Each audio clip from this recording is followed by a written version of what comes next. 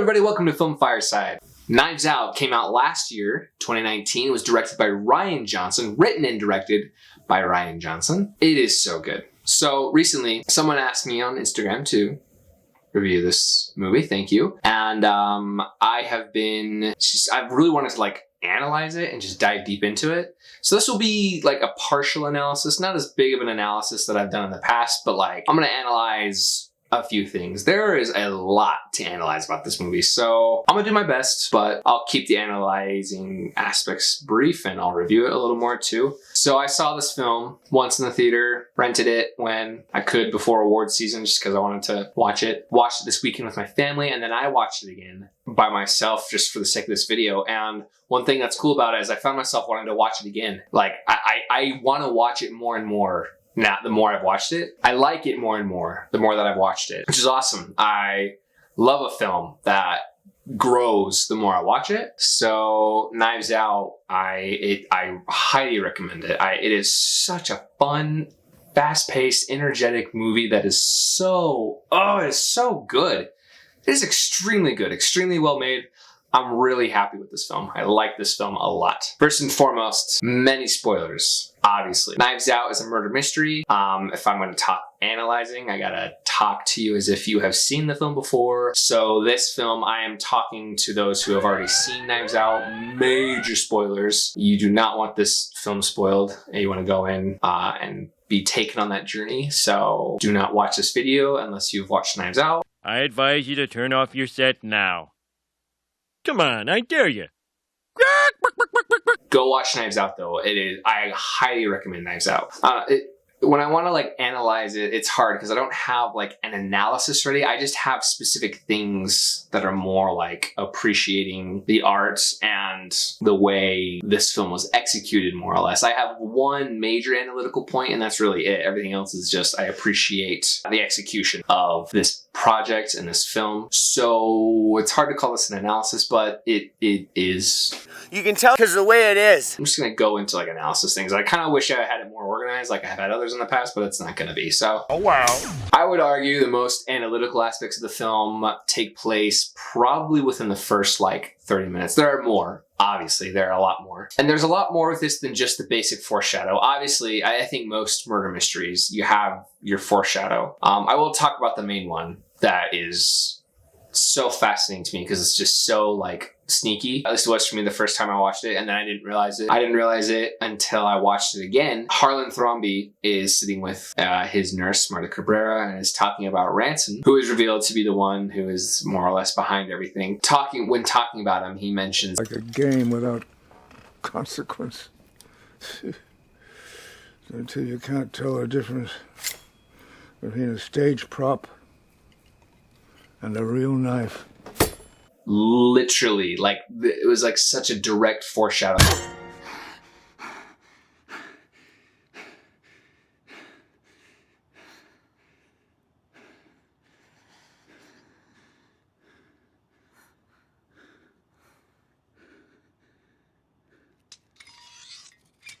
I don't know, it's just such a fun, interesting thing that they did, and it was a really great payoff. If we're talking, let's stay on the theme of Harlan Thrombey here. A lot of his role takes place within the first 30 minutes of the film. So let's just kind of analyze some of his decisions and things he has made. I find it very interesting. There's an image in his office of these big old eyeballs just right above him looking down. That serves two purposes in my mind. One, later when Richard Drysdale, who is the husband that's cheating on Linda, he goes back into that office to try and dispose of the evidence that he is cheating. Harlan confronts Richard about this and says, I have a letter that I'm going to give. He goes into the office to try to dispose of that letter, and there are those eyes. They're just, those big old eyes are looking at him. It's almost as if Harlan is just still watching him, even beyond the grave. Another thing interesting about that scene, the baseball was an interesting thing about this whole,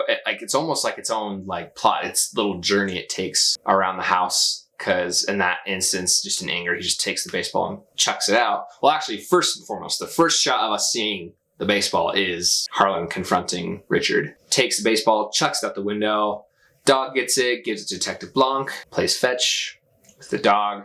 That's the last we really see of it until it ends up back in Linda's hands, which, I don't know, it's just so fascinating to me because Richard himself, had he just not done anything, Linda wouldn't have taken the baseball back to his desk, wouldn't have found the letter that was meant for her, and thus revealing his deep, dark secret. I love that idea that he was his own undoing. That is a lesser example of really the entire theme of what the whole family is going through, but we will get to that in a second. They, more or less, they are their own undoing in many ways. Back to the eyeballs. The second purpose this serves is Harlan seems to be having this awakening at the end of his life. I'm sane for the first time in my life. His eyes are now open to the disservice he has done his family. He has privileged and spoiled the heck out of his children, and now being aware of that, it really fuels a lot of the decisions he's making, which then gives motive to all the things that are happening around him. He seems very fulfilled by his decisions, which is really interesting, and it's awesome to see that. It's awesome to see him too, having his eyes aware and awaken to giving money to those who really need it, and not only need it, who really deserve it. That is one of the greatest things about Marta's character, is she just being who she is. This is a very blunt and blatant thing they point out a few times in this film, is that Marta has such a good, kind, caring heart. I want you to remember something that's very important. You won not by playing the game Harlan's way, but yours. The thought of lying makes her puke. His eyes being open to the fact that those who really deserve money will probably use it for good, not for their own self-interests. While we're on Marta Cabrera, Marta's kind heart is what causes her to win and succeed. But I think there are pretty unique ways of showing that. One of my favorites, her poor little car is just doing its best, trying to get away from the cops, but they're very humorously right on their tail. And it isn't through going faster, it is actually slowing down that she then loses the cops. And that is a very wise way of living life. You know, speeding, having a big, fancy, nice car didn't really save her in that scenario. And it didn't need to save her in that scenario. That's the thing about having money. The people, in my opinion, who deserve money the most are those who can live life with or without it. They don't need it. The dependency upon a lifestyle or X amount of dollars does not dictate their happiness, their success, and their ability to function. Marta seems like never has really needed money in her life. She's gotten by with what she has. Her car shows that, yes, she's obviously poor. Her phone is really cracked, but that's the phone she has. It works. So yeah, she is absolutely deserving of Harlan's inheritance. And there's many, many, many, many examples of why that is the case. Okay, let's go back to the beginning of the film. Now I kind of went off on a little tangent, got some of my miniature thoughts out. I can give more attention to very specific things. One of the really beautiful things, I didn't realize this the first couple times I watched it. It wasn't until the third and fourth time that I really picked up on this. This should have been nominated for a cinematography award, because this film's, like, the way the film speaks to us is through its cinematography in many, many, many, many instances. Another example of a cinematography instance that I liked is during the will reading. I didn't realize this, but as he's mentioning the three main aspects of the will, it is the three main aspects that each of his children are desirous of and wanting. And to see their reaction to those elements of the will are really unsettling when you recognize that they are pretty confident in their earnings and what they're going to be getting from this. There is a really unique scene after Marta is figured out she has the inheritance. She steps outside, and as the family starts circling her, the camera, you kind of see the camera get lifted off the thing that keeps it steady, and it switches to handheld, and you see, you know, that kind of in her face, kind of like a jittery movement that really, the in her face kind of like jittery movement really enhances the heightened energy of that scene and the intensity of what's going on there, and how ridiculous it is, by the way. The cinematography too, and this what I'm about to say next is kind of mentioned with the production design. So they are re-interviewing the family as a formality within these sequences and in these shots. I find it very interesting. Those who are being interviewed, everyone has the camera camera placed on them from different angles. And what's really cool about that is another element that's unique is, like I said, the production design, where this house is just filled with stuff. There is so much stuff everywhere. And what's really cool about that is just moving the camera slightly makes it look like we're in an entirely different room and an entirely different setting, which is really important because I think it just showcases the many different layers that exist with each of these characters and the things they're going through. Their motivations aren't just so black and white as I want to own my father's publishing company, or Harlan threatened to tell my wife I'm cheating, or Harlan cut me off so I can't pay for my daughter's school. Those things aren't even, it's not just that. And I think Rian Johnson is maybe challenging sometimes the surface level motivations for wanting to kill someone. It's usually about money, but in this case, it's not just that for these characters. There's so much layered and so much depth behind these characters and their lives. And not only that, in their problems. I'm gonna get to that. That's the main analytical thing I want to get to, is just this family and their main issues. One of the unique things I really liked about this is you see in some sequences as Benoit Blanc is turning up the heat as far as questioning them goes, he starts to touch on things that they may be sensitive about or that they are lying about or trying to hide. The camera just slowly starts to move in, and you see them get more and more and more and more uncomfortable as we are getting perhaps a real look at their problems. And as they begin to project, lie, or explain away whatever is happening, the camera starts to come back out a little bit. That serves a few different purposes. I think one of the things that does is these people, I think those are moments where they are actually really self-aware. And I would argue the family's main problem, the main issue with this family is that they lack self-awareness, or they lack truthful perception, is what we'll call it. So I mentioned this on the channel before. I'm a member of the Church of Jesus Christ of Latter-day Saints. Most of us make the choice to serve a 2-year mission. So I did that. My mission president, in layman's term, is just the priest who presides over the missionaries. He would say something a lot, and I think this is very, very true in life, and I've held on to this a lot. And I think it really applies and is showcased in this film, is perception is reality, or one's perception is their reality. And that's a scary thought, and also an interesting thought. Within our realm, he would use that to just point out, hey, you know, everyone's got their eyes on you. You are unique. You are different. If you do anything that is concerning, could be perceived wrong or incorrectly, that's then their reality and their reality of us. So you're going to do a lot of damage with that. And that, yeah, it's very true. You know, I gotta be, you know, we always need to be kind and caring to people. We don't want to ever hinder someone's reality and give someone a bad experience, because it's not worth it. It's not fair in life to treat people poorly. We don't want to add that to their reality. What's interesting about this, though, and that is interesting, is how we perceive things. It then becomes our reality.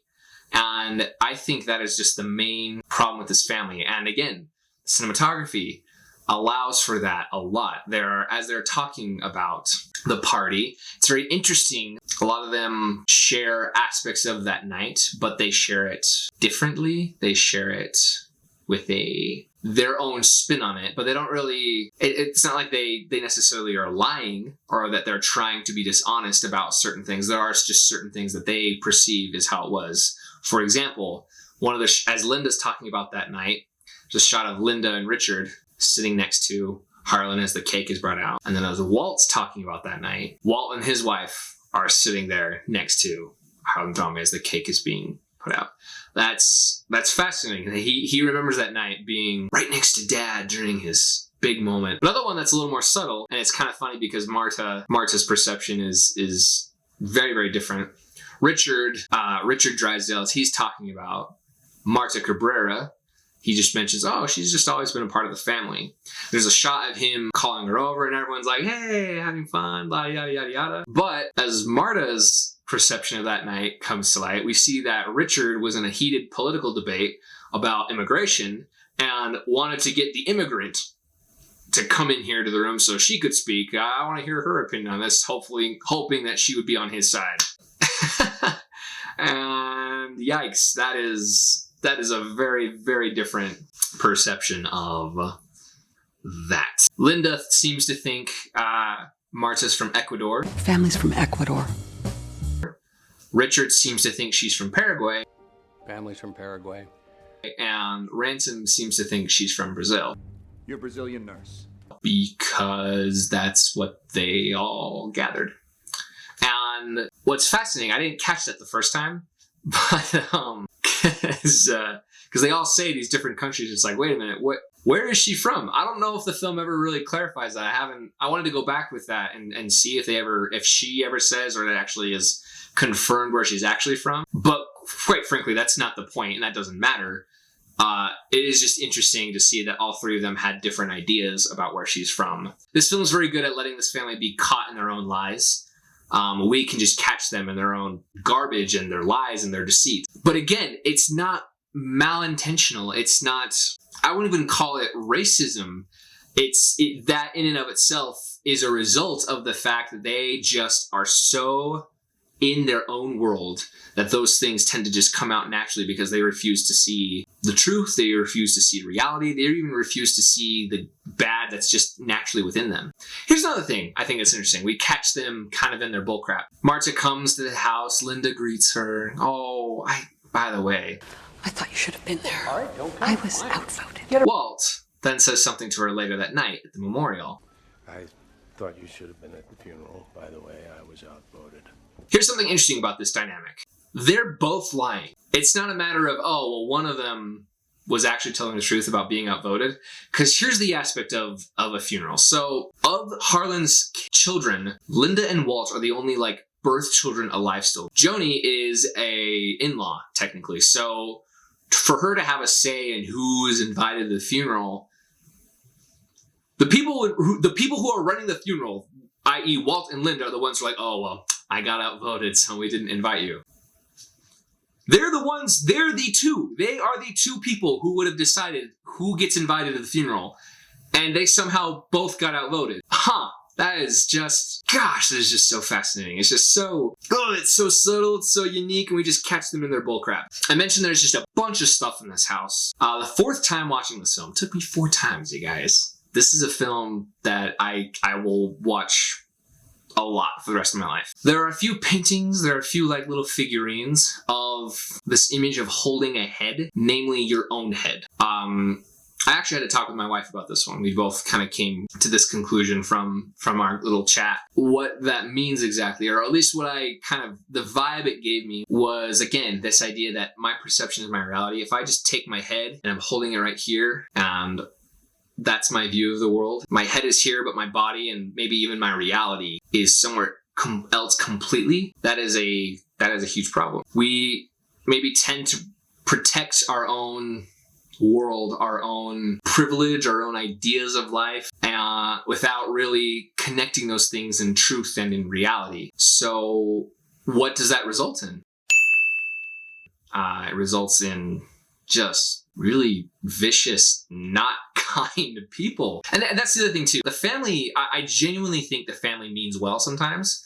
I mean, they want to take care of Marta. Great. They do have this idea that Marta is a part of the family, but they only have that to the point where that makes them feel comfortable or maybe even good about themselves, better about themselves. Because once it's revealed that Marta has basically everything given to her from the will, the knives come out. So this being a murder mystery, this is, I think, so much more a character study about a family and even a snapshot to our limited views that we tend to keep for ourselves in 2020 and in 2019. One very beautiful element of foreshadow is the very beginning of this film. You see the image of the dogs just booking it to the gate, almost as if they were going to greet Ransom. And then the next shot is the maid discovering, is Fran, the maid, who she then discovers that Harlan is dead. You see the little mug that's cute, my house, my rules, my coffee, we all have a cute little mug like that. It's really cool to see how that's used later.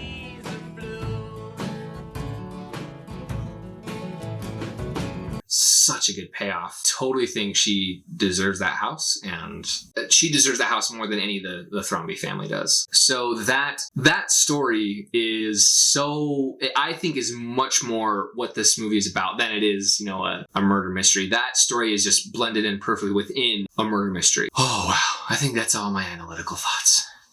I think I got them all out. As far as my review of this film, I mentioned that I've just loved this movie. And a lot of my review exists just within the analytical points. I just like this idea that the more I watch it, the more I'm going to love it. And I've liked it more and more every time I've watched it. Yeah, it's fantastic. It is a fantastic film. Rian Johnson is one of my favorite directors working today. I really look forward to more from him. There's talks that he was going to get his own Star Wars trilogy to direct and be in charge of, which would be awesome. There's even talks of a Knives Out sequel. Fantastic. Either way, I'm all for more Rian Johnson movies. They are fantastic films. He is a really, really good filmmaker and knows his stuff. The performances in this film, forget about it. They are so damn good. Oh my gosh, every character is just on point. These characters are so not black and white, and I think it would have been really easy for this to have made these characters just kind of like the surface level of what they are. For example, the kid who plays Jacob Thromby, this alt-right conservative troll, there isn't really much that shows that he's that way. It's just more or less the things he says. And this actor is really great. He just kind of embodies that persona and those mindsets and lives his life accordingly. Every character has that to a certain extent. And what's really awesome about that is it makes these characters, it kind of makes me as an audience feel for these characters sometimes when they're in bad situations and bad things happen to them. It makes us understand why Marta maybe even has some struggles deciding whether or not she should give the inheritance back. We can more or less relate to these things because these characters are actual characters, and every actor just brought their A game to this film. One of the unique things I learned about this is there was pretty minimalistic rehearsals apparently. When this showcased at TIFF, there was a interview with the cast and they kind of mentioned how very minimalistic the rehearsal was. Hats off to these guys. My goodness. They're just fantastic performances. You know what? When I first watched this movie, 9 out of 10, I really liked it. I was just kind of like, all right, I can maybe, I don't know if I'd be down to watch that as much, but from watching it, from recommendations and just from watching with family, I've loved it more and more and more every time. It's gotten better for me. If this had been a year ago, I'd have just given it a 9 out of 10, but thank heavens I had all this time to think about it because my score of this film, I'm going to give it a 10 out of 10. It is a perfect movie. I find little to no faults with this film. Thank you so much for watching. Have you seen Knives Out? Analyze the film for me. Let me know. Point out some things that you've researched. Fun facts about the film. There was a lot of work that went into like Easter eggs and just fun references. So if there are any that stuck out to you that I didn't mention, comment, let me know. Let me know those things. I'd love to hear about them. Also, give me your thoughts on this movie. Start a discussion with me in the comments. I'd love to hear your thoughts on the film. It's a great film, so I'd love to talk about it with you. If you didn't like it, like anyone would dislike this movie, also let me know. Actually, surprisingly enough, I looked this up. There's like a 97% on Rotten Tomatoes, and even like the audience review is like up in the 90s, which is unheard of. This is a very well liked film amongst many audiences. If you're in that like 1 to 3% of people who didn't like Knives Out, invite me. Let me know. I'd love to hear why. Stay tuned for more movie reviews. I make sure to post a movie review at least once a week on this channel, so if you don't want to miss out, hit the subscribe button, hit the notification icon so you can be notified when I upload a video so you can hear my thoughts on a movie if that's something that you'd like to hear. Go ahead and give this video a like if you liked my review and analysis of Knives Out. Thank you so much for watching. Comment, like, subscribe. Bye-bye.